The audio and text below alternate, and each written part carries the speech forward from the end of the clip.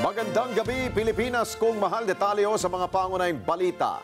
Pinansagang barbaric ng Armed Forces of the Philippines o AFP ang ginawa ng Chinese Coast Guard sa mga tauhan ng Philippine Navy na nagsagawa lamang ng resupply mission sa Ayungin Shoal noong Lunes. At ginawa umano ito ng China, Alex, no, para udyukin no, yung ating mga sundalong Pinoy na magkamali at maunang magpaputok ng baril. At Ali, tiniyak naman ng AFP na hindi pinanghihinaan ng loob ng mga sundalo at patuloy nilang igigit ang soberenya at karapatan ng bansa sa West Philippine Sea. Report mula kay Mar Gabriel.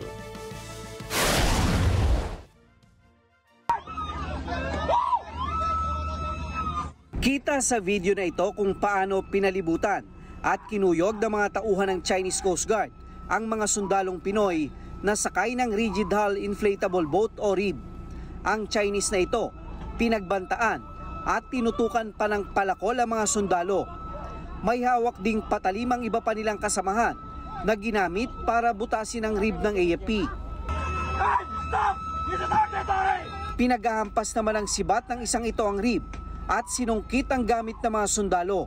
Sa gitna ng komosyon, binangga ng Chinese vessel ang mas maliliit na bangka ng AFP. Habang nilalapatan ng first aid ang sundalong naputulan ng daliri, ginamitan sila ng tear gas ng mga Chinese. Sa hiwalay na drone video, kita naman kung paanong pinagitnaan at pinagtulungang git-gitin ng dalawang Chinese vessel ang isa pang RIB ng Philippine Navy para ilayo sa kanyang mga kasamahan. Sinampahan nila ito, pinagsisira ang control panel at ninakaw ang mga baril at iba pang gamit ng mga sundalo. Nangyari ito sa gitna ng rotation and resupply mission ng AFP sa BRP Sierra Madre sa Ayungin Shoal noong Lunes ng umaga. Ayon sa AFP, maituturing na barbaric ang ginawang ito ng Chinese Coast Guard. Yung ginagawa nila, pamingirata, pambabastos, barbaric. I call them a band of barbarians. And in the first place, they have no right to wear the uniform. Coast Guardsmen are supposed to be responsible for safety of life at sea. Their actions endanger life at sea. It does not speak well of a country that wants to be a global power.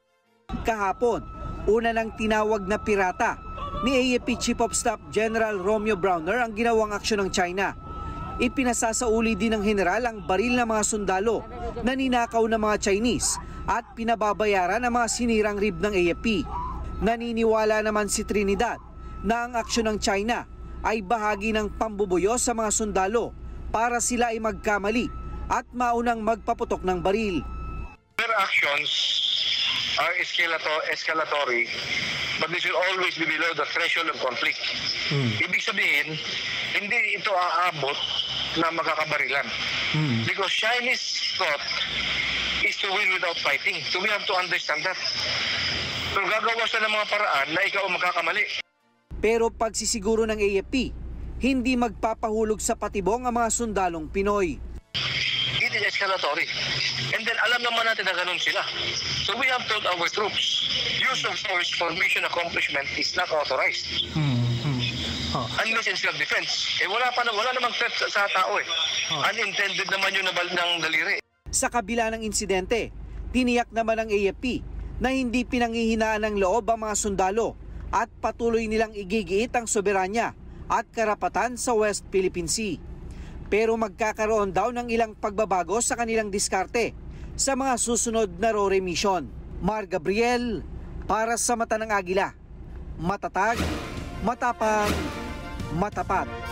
Maraming salamat sa inyo pong pagsubaybay sa Mata ng Agila Primetime. Para malaman ang matatag, matapang at matapat na mga balita, i-follow lamang at mag-subscribe sa @Net25 TV.